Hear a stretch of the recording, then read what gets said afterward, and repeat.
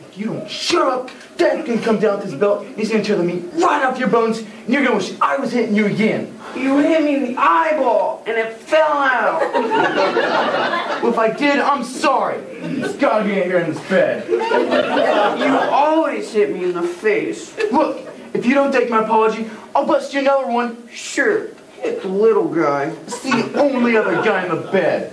If you hit me in the face again, I'm telling Dad. Well, good. Commit suicide. Hey, why'd you take all my covers? I got none on this side. Doesn't mean take mine. Give them back. Look, Russ, I am tired of you wetting the bed, and then I roll in the cold spot. It ain't always cold. By the time I get there, it is. I hate you. I hate all brothers. That includes you.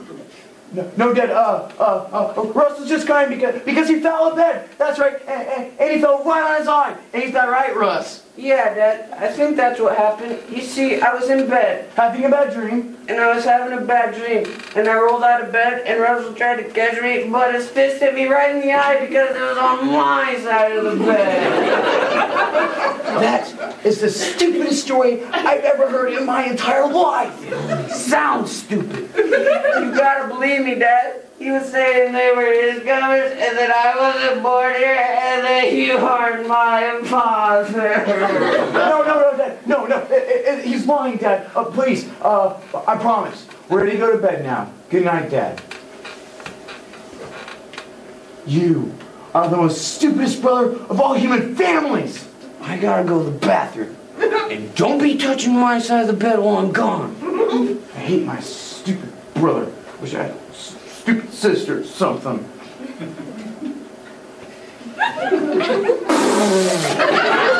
That's it! I'm gonna kill you!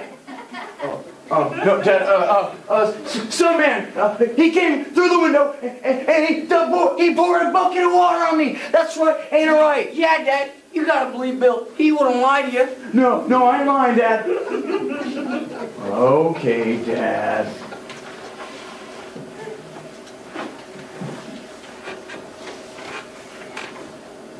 Another thing. Get your cold feet off of me. That's the temperature feet are supposed to be, you jerk.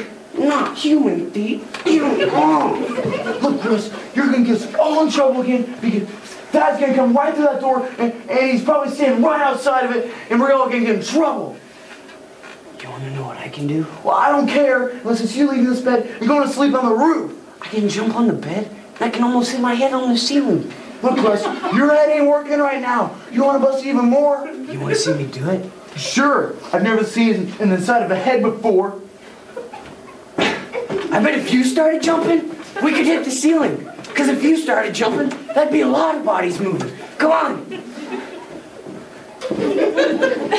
Hey, you're kind of right.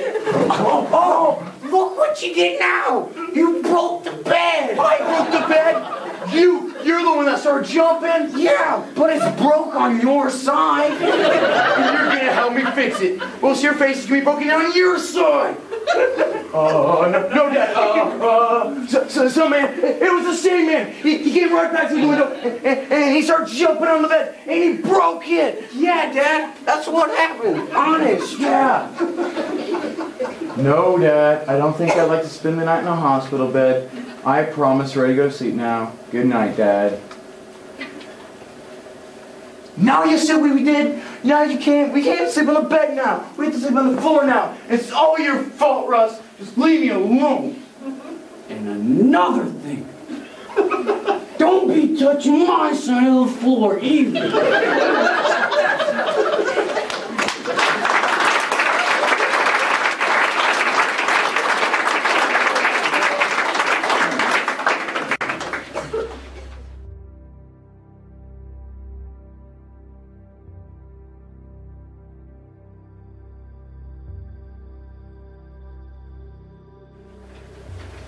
Sometimes, something may happen so that the family you begin with isn't the same as the family you have now. This quote in the book, Why Was I Adopted, by Carol Livingston, has been read several times in my household throughout the years. Why, you ask? My older sister was adopted. When I was told in second grade by a classmate that my sister was adopted, I, of course, did not believe her. As an 8-year-old, adoption was very confusing. This book helped both my sister and me when we were younger learn about the basics of adoption.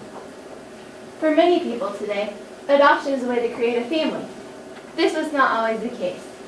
In ancient times, orphan and abandoned children were often made into slaves. When the United States was first settled, war, poverty, disease, and other tragedies left countless children orphaned, and the need for legalizing the process of adoption became apparent.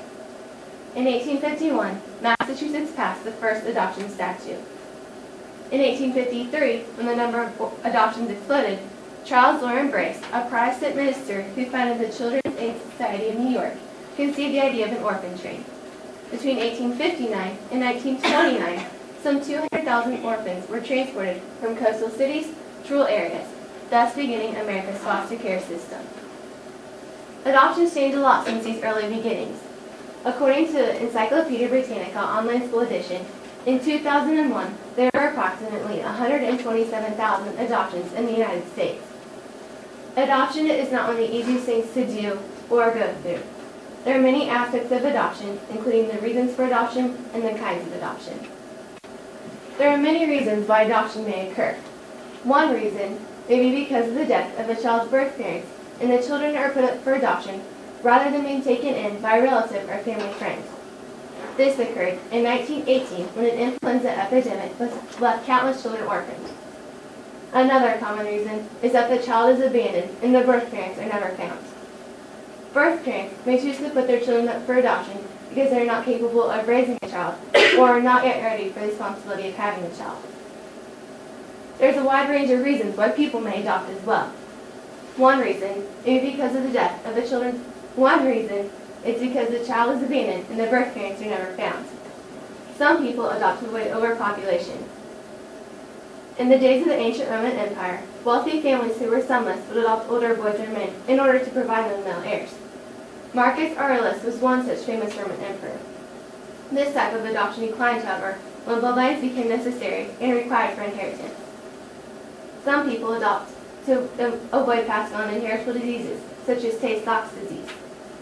Another common reason is that the couple is unable to biologically reproduce. According to the January-February 1996 issue of Family Planning Prospectus, 11% to 24% of Americans who cannot conceive or carry to term attempt to build a family through adoption. Along with the many different reasons for adoption, there are many different kinds of adoption. The oldest type of adoption is called closed adoption. Closed adoptions became the norm when the number of adoptions exploded following World War I. This explosion was partially due to the sharp decline in population caused by the war and to the development of a successful feeding formula. Some types of closed adoptions include sharing non-identifying information between the parties involved up until the point of placement. After the adoption is made official, no further information may be shared between the birth parents and adoptive parents. And other types of closed adoption, no information is shared at all. This may be the case because of a court order or because one set of parents does not want to be in contact with the other set of parents. Since closed adoptions first began, many believe this secrecy helped the child bond to his or her new family and avoid the stigma of legitimacy. Another kind is called open adoption. Open adoption is where the adopted child has access to his or her file and original records. There are many advantages to having an open adoption. Open adoptions provide direct access to birth families and history. They allow answers to identity questions, such as who do I look like and why was I put up for adoption. Another advantage is that the birth parents and adoptive parents have a closer relationship and can visit each other when they need to. This can be valuable to the child's birth parents because they can be in contact with their child. The adopted child will also know about his or her birth family. The adopted family can also benefit because they work with the birth parents to make the adoption easier. More recent trends since the end of the 20th century are transracial and international adoption. The trend to international adoptions led to the United States joining the Hague Adoption Convention in December of 2007. The convention will monitor adoptions made between the U.S. and other convention member countries in order to protect the children, birth parents, and adoptive parents from corrupt dealings such as hidden fees and child abductions, which have become common. According to the Columbia Encyclopedia, there were 19,292 international adoptions in 2007. Today, many states allow adoptions to be made by unmarried adults. Some even allow adoptions to be made by homosexual couples. Country singer Faith Hill, who is an adopted child, shares her thoughts on adoption. Having been adopted, I really have a strong sense, a necessity almost for stability, a foundation where my family is concerned. Success would be meaningless without anyone to share it with. All in all, adoption can be joyful, painful, satisfying, complicated, and many other things. But for me, adoption means having a sister. Our Family's book is still one of my favorite books. You said what? We'll repeat it. Sometimes the family you began with isn't the same as the family you have now. That certainly sounds serious.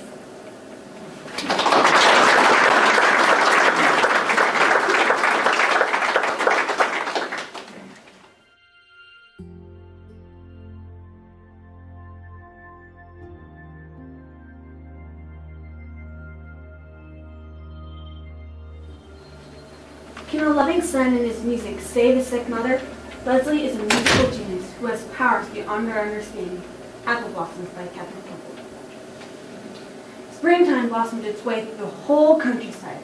Along the highways, apple blossoms painted pink and white pictures. Visitors from near and far had come for the annual Apple Blossom Festival. In a little cottage, the apple blossoms had penetrated their sweetness. Near a window, a small boy played his violin. His brown eyes shone with the joy of one who loves music, a love which God puts in the heart of a genius. The boy spoke quietly to a young woman who lay on a bed. "Mother, I love to play. I want to play the apple blossoms and I want to play the sunshine. But mother, most of all, I want to play you." And he did play her. He played the wistful sweetness of her brown eyes. He played the love she gave him day after day. She drew him down to her once more and sobbed her heart out. "Leslie, forgive me for giving up, but I've gone as far as I can. I am too sick. I can send you to a children's home, and I can find a place in a charity hospital." "Mother, don't go to the hospital. Don't send me away all by myself. If you go, you'll never come back. Please, please, Mother, try hard to get well so we can stay together." A sudden thought came to the boy's mind. "Mother, I'll sing the bird songs for you." And he did sing. The room was filled and overflowing with the songs of birds. Louisiana smiled through her pain. "Oh, you blessed sweet baby. Mother will try for you. Play again, we'll find a way. We'll stay together and God will help us. Play a more courageous mother." Leslie played. This time he played courage, rest, and hope. And as he played, the pain went away from his mother's face. Presently he took his violin and went into another room. He left his mother sleeping. He heard a knock at the door. A tall, distinguished man was standing there. "Oh, it was you I heard playing, and it was your bird songs I heard. Son, you are a genius. I want you, and I'm going to have you. Are your parents here? I can make it satisfactory with them." Leslie did not understand. His one thought was with his mother sleeping quietly in her little bedroom. She must not be disturbed. "I don't much guess you can have me. I have to stay with my little mother." The man smiled, the smile of a man who is sure of his every move. "Oh, that wouldn't bother. Mother could go with you. Would you let me come in? I want you to play for me again, will you?" "Why, yes, you can come in and hear me play, but you must promise to be very quiet. You see, my mother is a little sick, Mother." "Oh, I see. I'm very sorry. We'll be quiet and I'll play." The man sat down, patiently waiting for the tones he so much wanted to hear. Tones that spoke of talent, genius. "Well, would you like to hear me play? I nearly always play the sunshine or the flowers, and lots of times I play my mother. Would you like for me to play you?"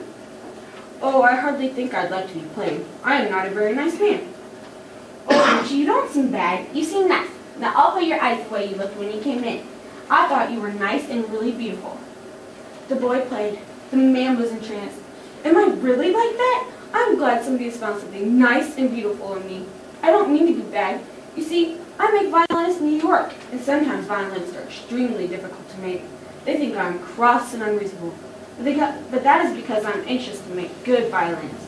I have made some very fine ones. Now I think you'd be easy to make." The child listened eagerly. "I like to be made, and I think you can make me just fine. My mother wants me made that way. She wants me made into a violinist. But you would have to let me play with my mother. We promised to always stay together. And the only way I can keep her from going to the hospital is to play her lots of times. If she goes to the hospital, she wouldn't ever come back. My daddy went to the hospital, and he never did come back. And now Mother can't go on unless I play her pain and sorrow away and make her sleep. As the little violinist talked, he lost himself in the story. When he looked up, there were tears in the man's eyes. Son, would you let me see your little mother? I want to help her get well. She needs care, and I will see that she gets it. The man followed the boy to where Louise Deanne slept. As they entered, she opened her eyes. The man said it in a trance. Then he fell down beside the bed and held her closely. Louise? Louise, my little girl like this? I didn't know it. I didn't understand. I wanted so